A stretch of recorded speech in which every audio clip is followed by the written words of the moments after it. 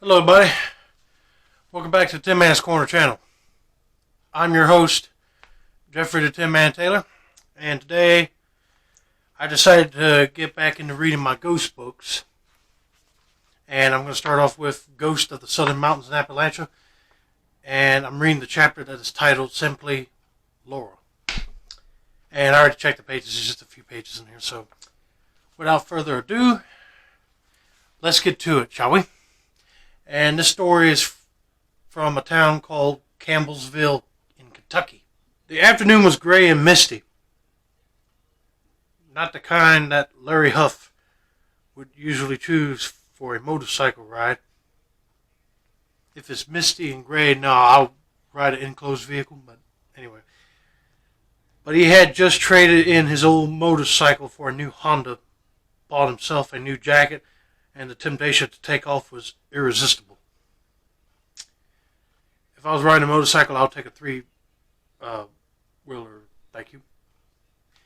Oh, wait a minute, hold on. You know, I forgot to do this.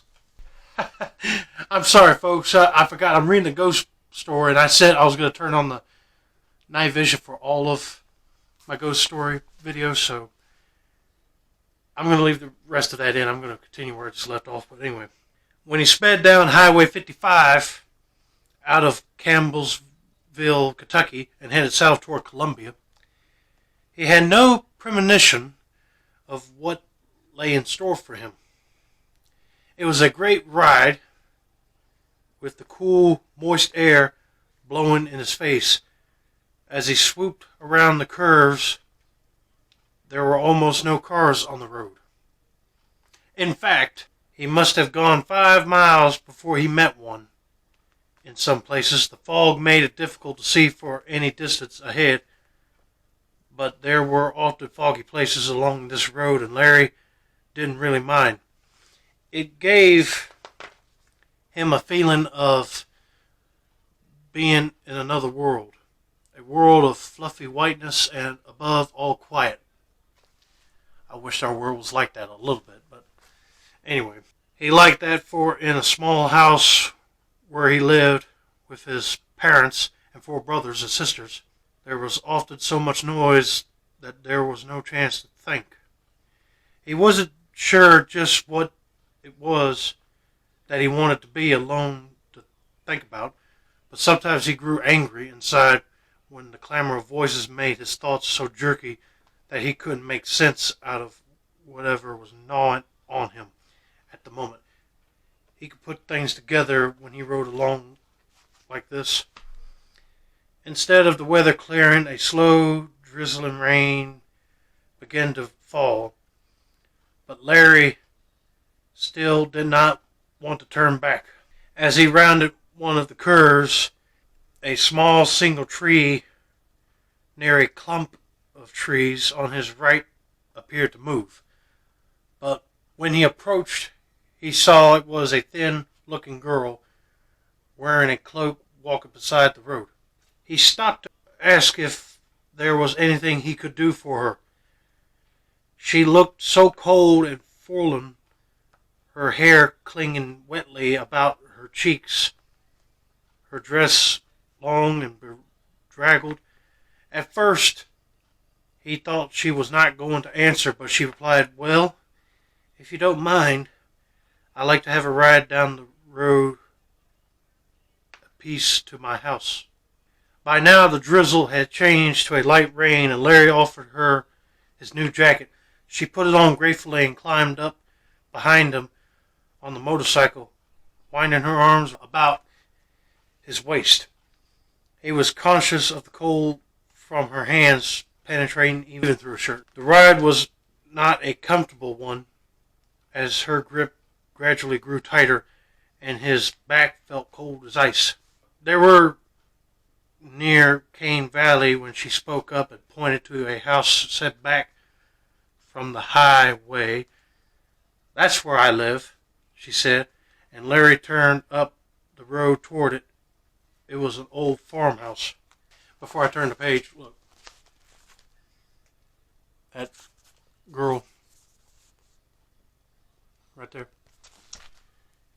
wearing a white cloak. But anyway, that'd be creepy to see, won't it? But anyway, a ghostly presence on the road. But anyway, and the girl muttered a quick thank you, ran up the front steps and in the door, closing it behind her. Larry was so glad not to have her holding on with those cold hands around his waist that he hurriedly took off. It was not until he was part way home that he remembered his new jacket.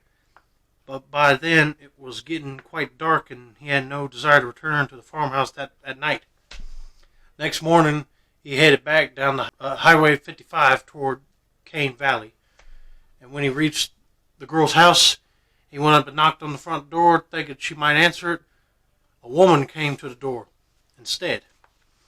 So he described the girl and said he had lent her his jacket. The woman's eyes filled with tears. "I don't know how you done it. You described just how my girl Laura looked, but she's been dead 7 years." Larry stared at her in disbelief. "Ma'am, I just can't believe it. She was as real as can be, and I could even feel how wet and cold she was." "Wait a minute. I'd like for you to go with me," said the woman.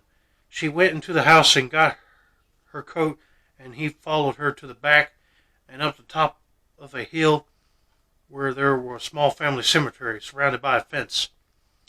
As she opened the gate, he was surprised to see something was hanging over the top of the tombstone on the far side. When they reached it, he was amazed. His jacket was draped over the tombstone, and below it, engraved on the stone, was the name Laura.